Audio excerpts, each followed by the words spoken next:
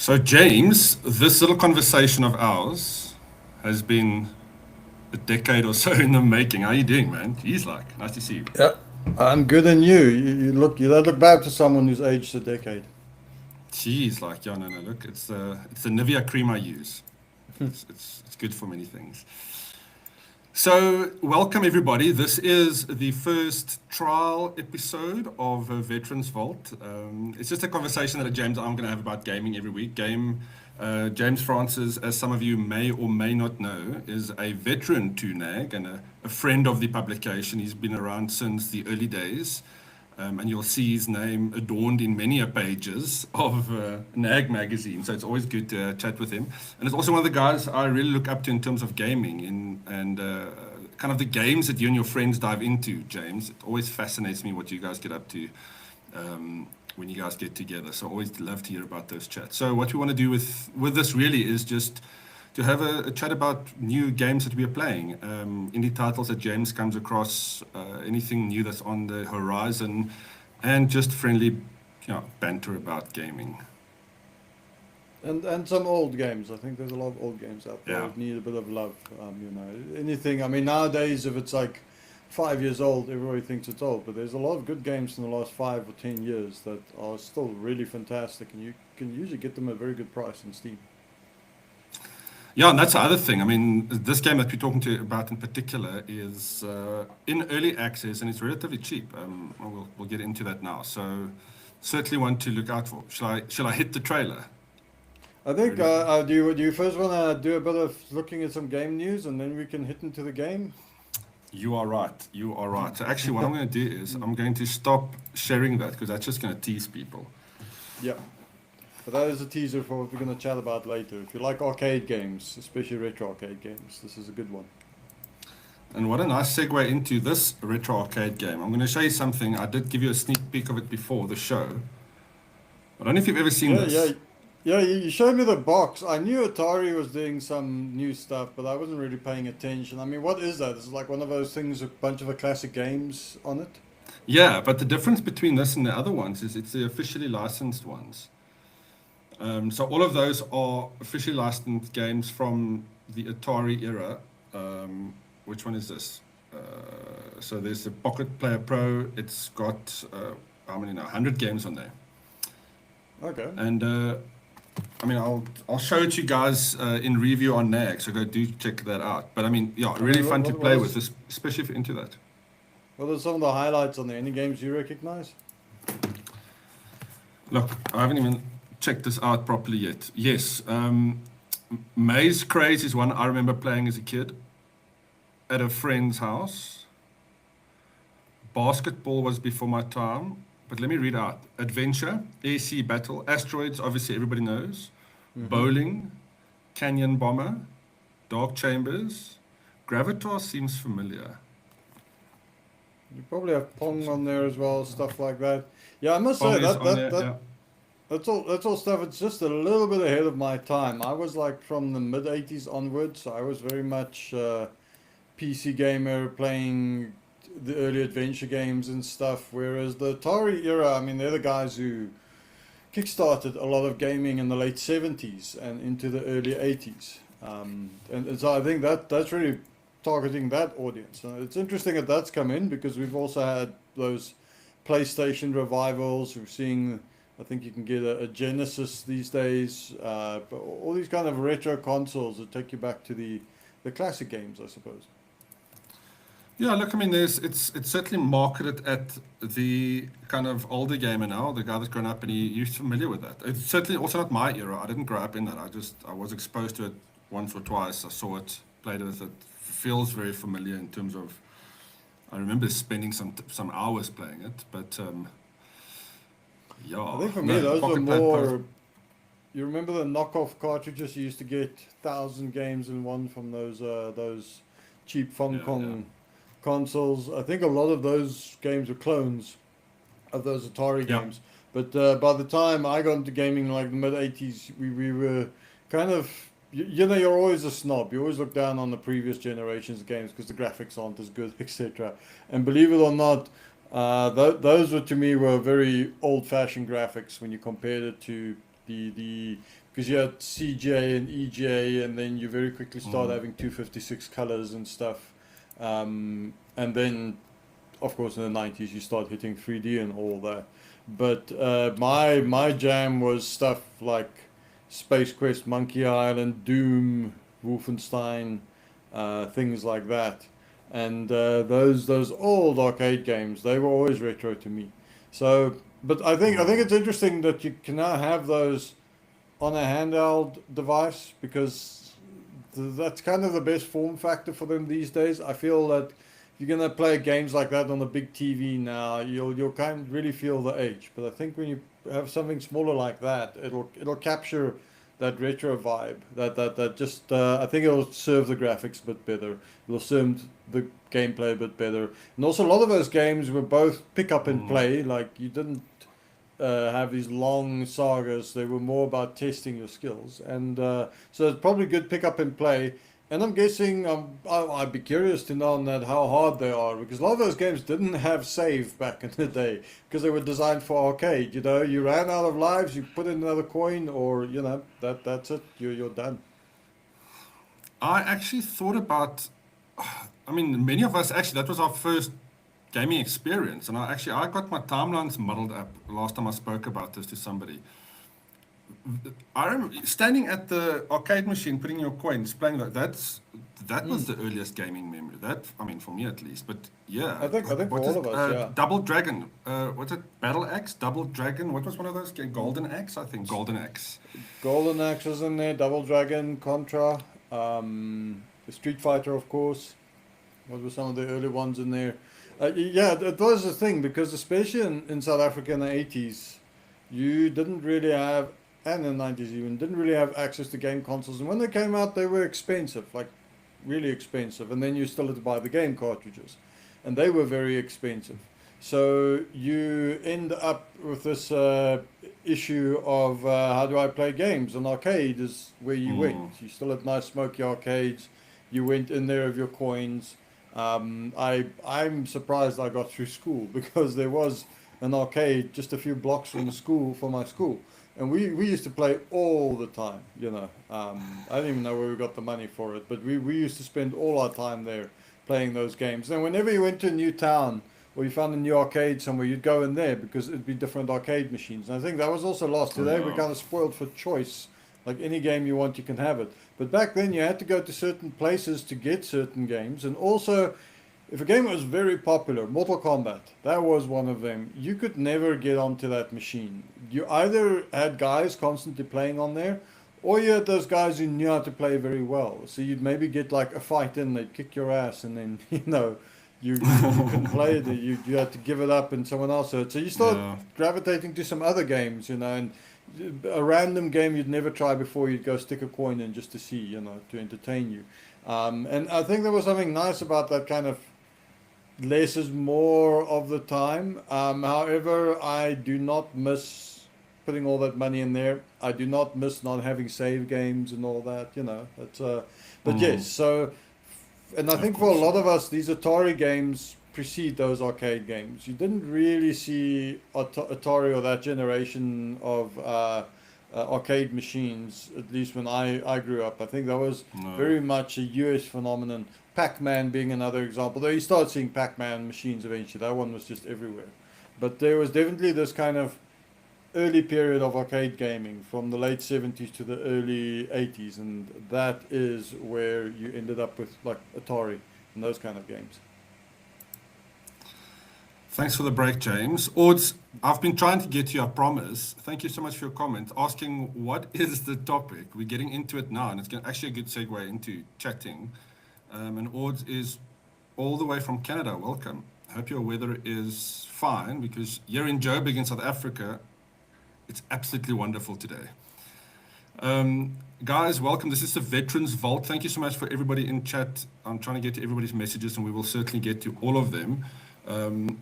Today we'll be chatting about a game that James has been playing for a while now, called Cleared Hot. Yep. And we're going to show you, it's in early access. We'll jump onto the trailer quickly, We're going to have a little bit of chat, and we'll keep chatting about everything else, obviously. So throw your questions in the chat, and we'll get to it for sure. All right, here we go. Travis McCall thought his hero days were long behind him. But when he runs afoul of a local militia, he finds himself in a new battle against a mysterious menace. With the help of the county sheriff and a reclusive crank, you can call me Desert Mac, he'll fight to save his small Texas town and maybe even the world. To succeed, he'll need to remember old tricks and learn a few new ones. Master the use of weapons, both conventional and improvised. And find the courage to face the dark threats of a changing world. Cleared Hot is a fast-paced combat action game about coming out of retirement and rebuilding a legacy one helicopter at a time. It's the story of one man's second chance to be first rate. Cleared Hot, available now on Steam Early Access. I mean, wow, impressive. Makes me want to go watch all the Airwolf series from beginning to end, and then go into A-Team, and then go back to the arcade. There is actually an Airwolf model in this game. I saw something I was going to ask. It was called, what is it called? Yes. Wolf something. Yeah, Ariel is Wolf or something like that. Is this a diss, James? New Age Gaming. From Ariel. New Age Gaming. Yeah, I don't know. They're referring to the game, then yes, I would say it's New Age Gaming because it's very retro. It's very rooted in especially 90s era gameplay and all that. But it is a modern game. They have all the bells and whistles you want from that. And I mean, that's from a small indie developer as well. So it's very nicely put together. I think it's a very good example of how the smaller studios out there are producing just fun games that probably not as expensive to make as the big titles are.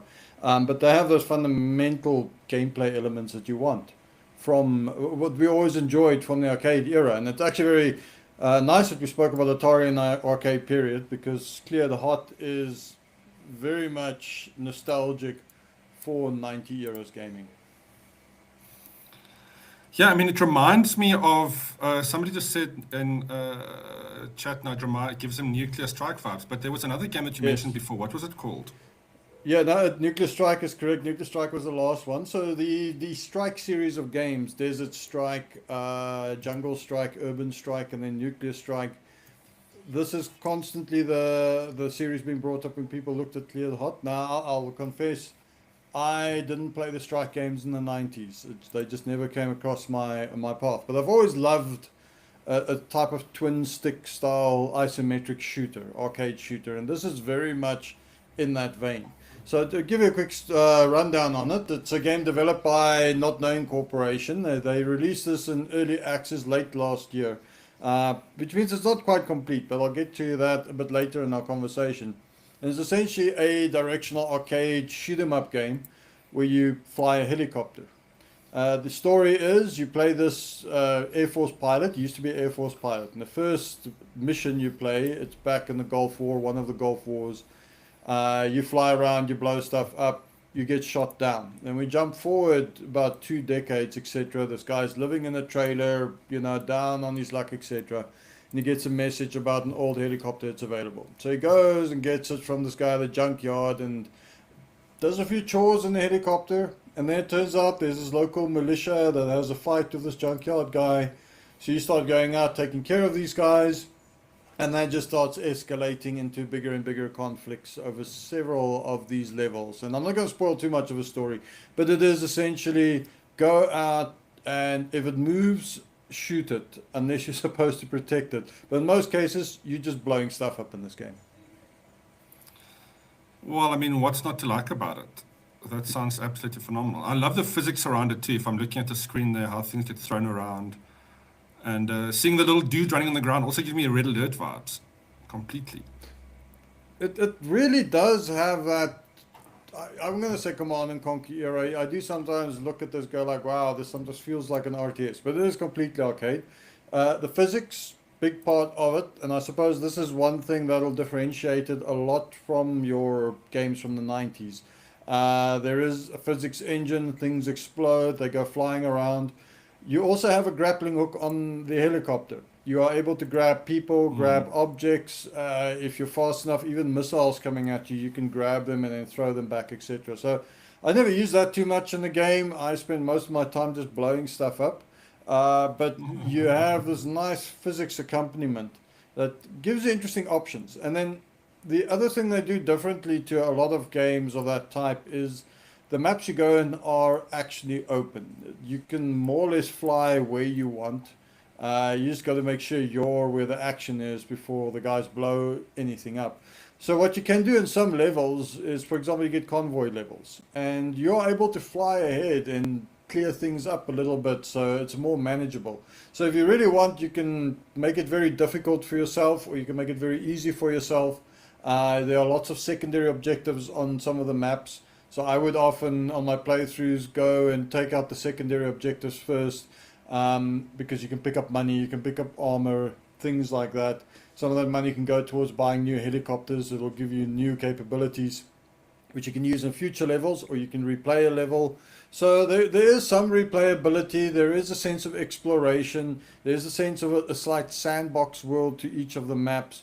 But then overall, it is about the action. You go in there with machine guns and missiles, and if they come at you, you blow them up. In fact, cleared hot, that's what the term means. It means that the helicopter is allowed to engage, with extreme prejudice.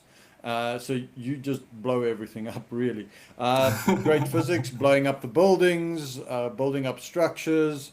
It's and great for a controller. I played this a controller, like I said, twin stick, one stick to move, other one to aim, and you just unleash hellfire on them. I mean, I'm immediately thinking this will be a fantastic game to play on any handheld device, like any of the handheld gaming devices. It just feels like Especially it Steam lends Deck, itself nicely to that. Yeah, especially the Steam Deck. Well, have you tried the new Lenovo Legion Go S, James? No, Only the unfortunately not. second device to use a Steam Deck to feature Steam OS. So yeah, if you haven't checked it, that's one to play this one, I think. Oh, I'm glad that's finally coming out. Yeah, I'm working towards getting a Steam Deck one day when I can justify it. But for this, I played it on PC with a game controller. I did not try it on keyboard and mouse. I'll admit that. I don't like playing those games keyboard and mouse. It's always nice on the controller because you have nice movement. There's a lot of moments in this game where missiles and stuff will come at you, and you have to kind of curve out of their way because you don't have flares and stuff. So you have to dodge missiles. And with the exception of one type of missile enemy in this game, it's very manageable. There's just one specific one you get later where it's a radar that locks on you very quickly and fires these missiles very quickly. In those cases, you go in and you hit them hard before they have a chance to even fire at you. So there's also a little bit of a tactical change up depending which enemies you go into.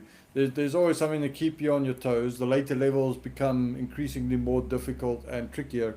But I don't want to give the impression that this is a game where you just take on waves and waves of enemies. You pace it because you can more or less decide how fast and slow you go into an area.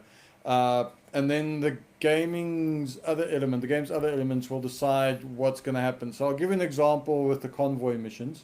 When the convoy gets to certain areas, it's going to trigger enemies coming at you. However, if you fly ahead, you won't trigger them. So you can take care of a few things and then drop back, and as the convoy gets there, you're ready to take on the guys and destroy them. There are also sections where jets come after you, and you kind of have to dodge their firing pattern. It lays down a line. It's very arcade. It's very predictable. I didn't find it an incredibly difficult game. It was mostly fun. The later levels a little bit more challenging, but this is the type of title you want to get if you want to relax and if you want to enjoy it. And Nice. if you do want to up the difficulty and stuff, that is available. But if you're just looking for a reason to chill for an hour or so, or even pick it up, it takes you about 10 minutes to do a level. So a lot of it was just pick up play. Get in there, play a level or two, put it down. So I imagine, yes, for a handout, this would be a fantastic game. So, I mean, obviously this is a single player, but it does lend itself a lot to potentially some multiplayer action. What do you think? Men on the ground versus men in the sky? Maybe, I don't know. So let's talk a little bit about where this game is headed, and maybe that'll become an option. So it's currently in early access, and the first part of the story, let's call it chapter 1, is already in the game, and that's in the desert biome. They have plans for doing a jungle biome as well and a snow biome, and maybe they'll do an urban one because definitely jungle already gives us ideas of jungle strike and all that. So as the game progresses, they're going to release more chapters and more helicopters. One of the features they spoke about early and before releasing the game is they would like this ability to drop soldiers down, and you can even direct them to do stuff on the ground. Now, this is something they've spoken about. It's not in the game yet, though. And the reason why I mention that is that there are potentially more ideas that will come out with this game as they develop it. Multiplayer might be there. They haven't mentioned it, though. I'd be curious to see how this works on multiplayer. I'm not sure how vehicles would work because you are really outmatched if you're in a vehicle in this game. So maybe another chopper. I don't know. I will say that right now, single player, it's very strong in that aspect. And And I it's thought also everything certainly a needs good time. multiplayer, so yeah, I'm not too fussed about it. But this looks very appealing as, yeah, like you said, a relaxing game where you destroy everything. I think that's the key. It's ironically it's relaxing. It looks very action packed, and it is, but it's also relaxing. It's not one of these games that are constantly have you on the wire and struggling. It's got a different pacing to it, and that I enjoyed because so many arcade games go out of their way to be punishing, and I felt this game wanted you more to enjoy flying the helicopter, playing with the different weapons, exploring the map a little bit because you can finish the level without getting to most of the objectives. They are not necessary. If you just stick to the main one, it'll be okay. But it's fun to fly around, look around, see what's happening. And I have to give a lot of credit to the voice acting in this. So it's a very tongue-in-cheek game. The characters they're all like this Texan drawl. They're all kind of sarcastic.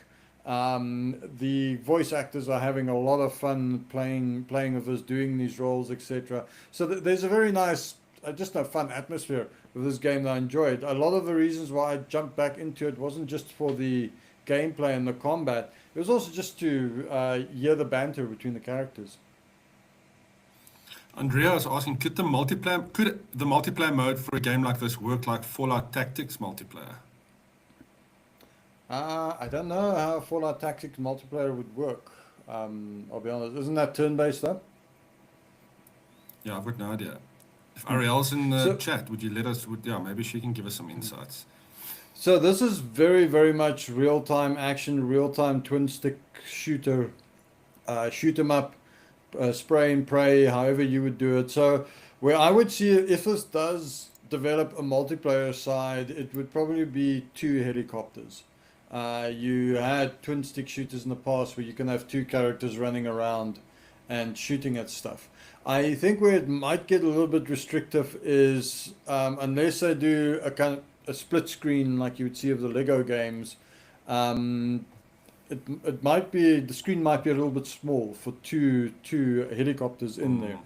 And I think also if you had a dynamic of one person flew and the other person fired the weapons, it might get a bit awkward in that sense. So my And then my we're back feeling to is that. normal. What? Mhm. No, so then we're back to normal battlefield shooters in any case. Sometimes it's Yes, nice just to and keep things like that is, right? yeah. Now this is I don't see multiplayer really being an option in this game's future. To be honest, it feels like a very solid single player game. And to the creative developers, that's what they're pushing with this. This is what they're focused on, which I think is great. And it really does feel like a passion project. Now, I went down and look at the biographies of the guys who worked on this, It's a typical of an indie development studio. It's more a collaboration between a lot of independent contractors working under the umbrella of a few people who are guiding this vision. And there is a lot of experience behind this game, very good development pedigree. And you can feel that they put attention where it matters. There's probably a lot more ideas they had, but they were smart enough to really focus on making certain things work incredibly well. The controls work very well, the physics work very well, the maps are nice and detailed. I said the voice work is done very well. So everything that they've put in so far, they've made sure is polished, is responsive, is enjoyable. I feel the levels of the first chapter have enough variety between them that you never feel like you're constantly doing the same thing over and over. There's also, with successive levels, more difficult enemies coming in.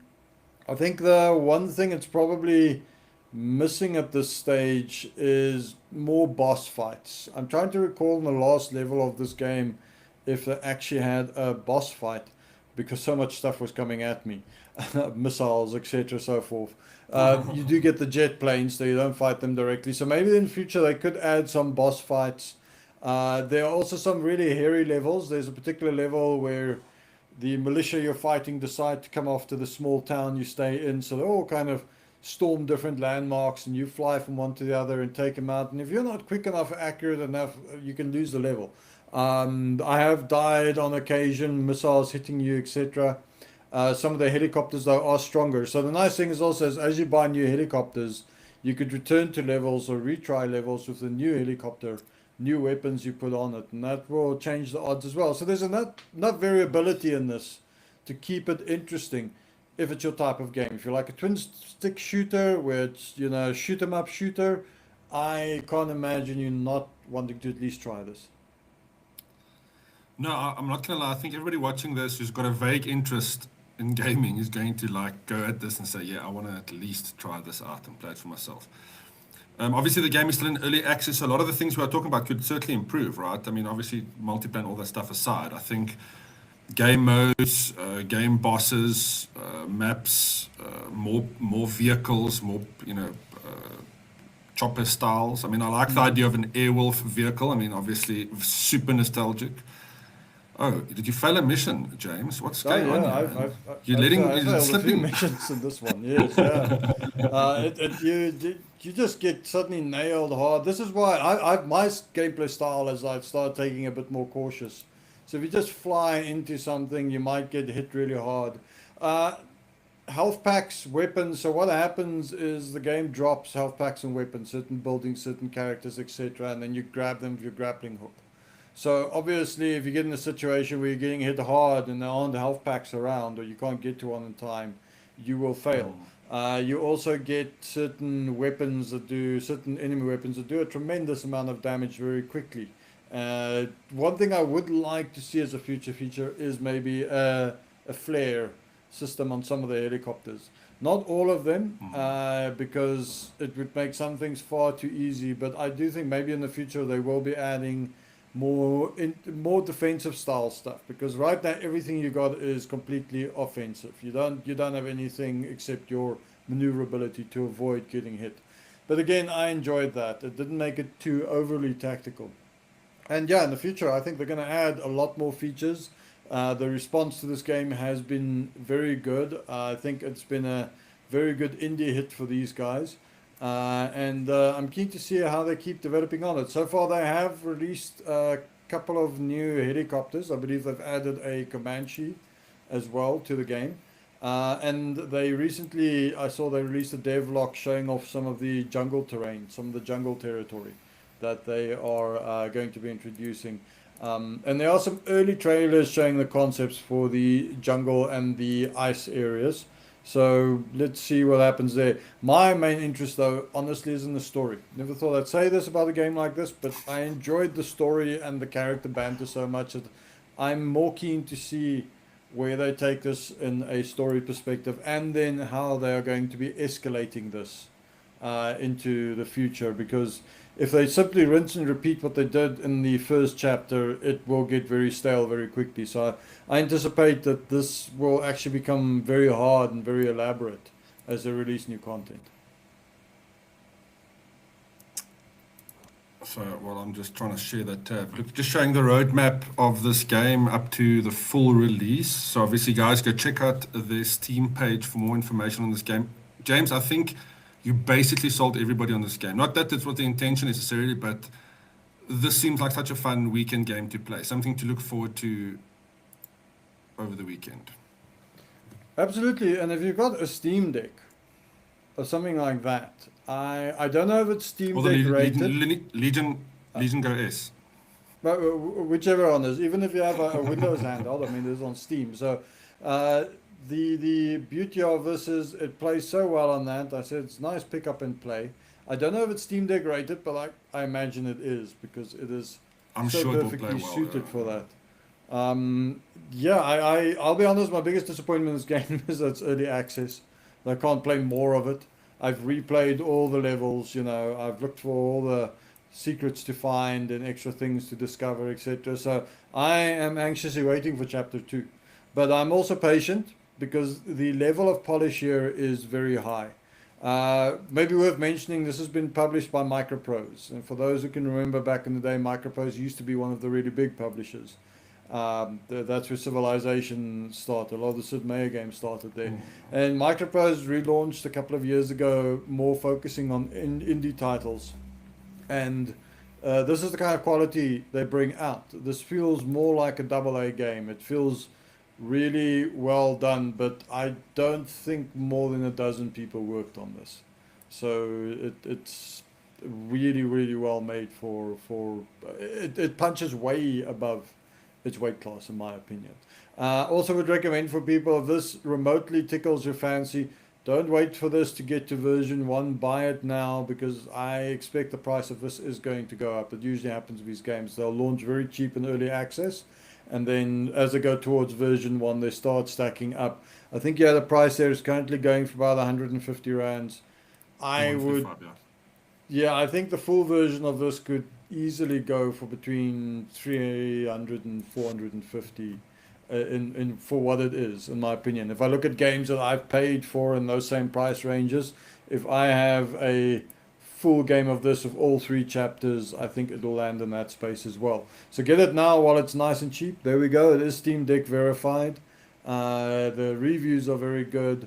So yes, absolutely. If you are really nostalgic for twin stick shooters or the Strike games, Desert Strike and all of that, definitely give this a look.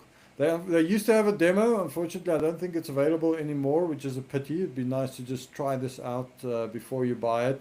But $150, you know what? It's not a big gamble, and you will know within an hour whether you like this or not. So you can refund this if you don't like it. But I think it is absolutely worth the money for the vibes alone, and the beautiful piece of work that this is. Well, I think according to the developer's name, it's very clever not knowing corporation. That's why they took the demo away. Not knowing how cool this game is going to make you want it more. So you will buy it for sure. I don't know if James, anyone this has is- questions about the game. Yeah. There were a couple of comments. Big Mac Daddy says, let me just show this up again. The story and banter go hand in hand with games like these two. Just think of Star Fox. Yes, very, very good point. And the story and banter are really fun. It's very cheeky. And I love the interplay between some of the characters and how they chat to each other. It's something I found I've become very fond of in AA games, especially in some indie games. Great voice work can elevate a game so much if it's well written to fit in with the game. And it really does. The whole style of his game. I should have at some point I felt guilty for killing this many people, because you just mow the enemy down. But it feels like a hyper realistic, over the top game. So I'll put that in. It is over the top, and the writing reflects that beautifully. And so if you want something serious, this is not it. But if you want something where you just have fun blowing things up and the characters in it are having fun. It's great for that.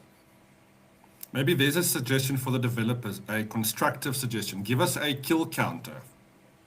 It would be interesting. 700 million people, the entire Earth population. It could be fun. And I feel sorry for a lot of the guys on the ground because they're sitting there with the AK-47 shooting at you, and you're just, no way they're going to stop you. Occasionally when a tank shows up or a missile silo, there's a better chance. In this game, it's not one thing that takes you out. It's because you get overwhelmed, because you fly into a base and suddenly there are 5 things firing at you at once. And you can quickly take the successive hits and go down. But if you just play it smart enough, you're good. And also, if you really have those twitch reflexes, if you really want a game that's going to test your ability to dodge things, etc., the potential is there, especially if you crank up the difficulty. Then this will keep you on your toes.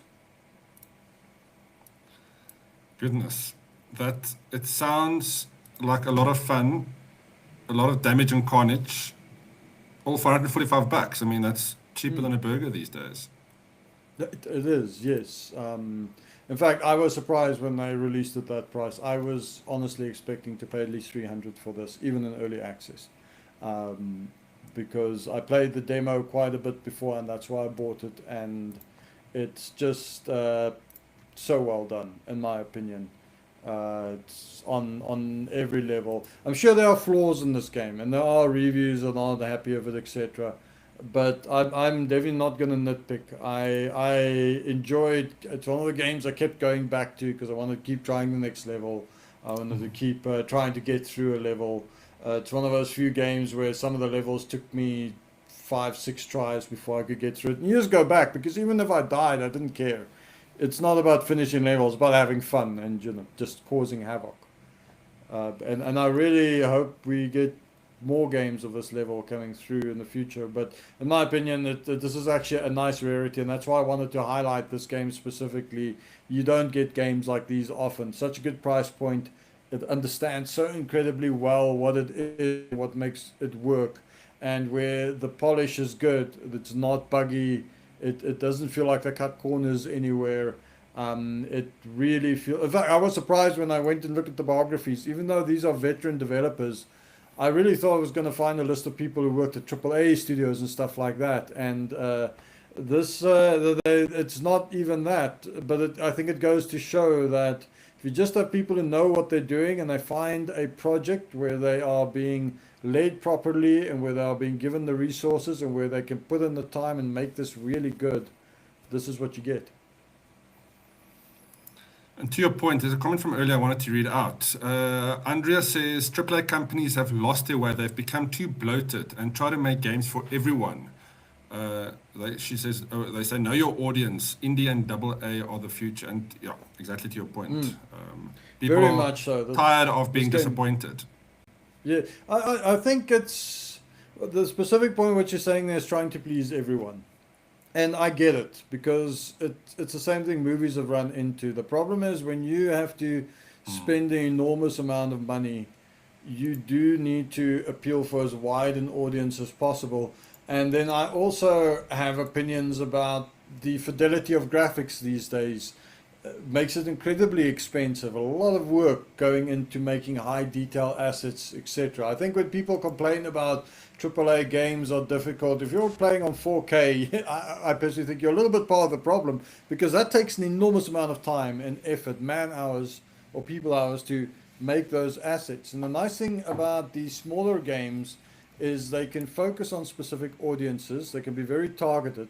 They can really stick to a certain genre or a vision and just play with that. And look, this is a kind of game that if you went and really zoomed into the details down there, you'll find a lot of it is fairly low poly. Like the characters themselves are pretty low poly.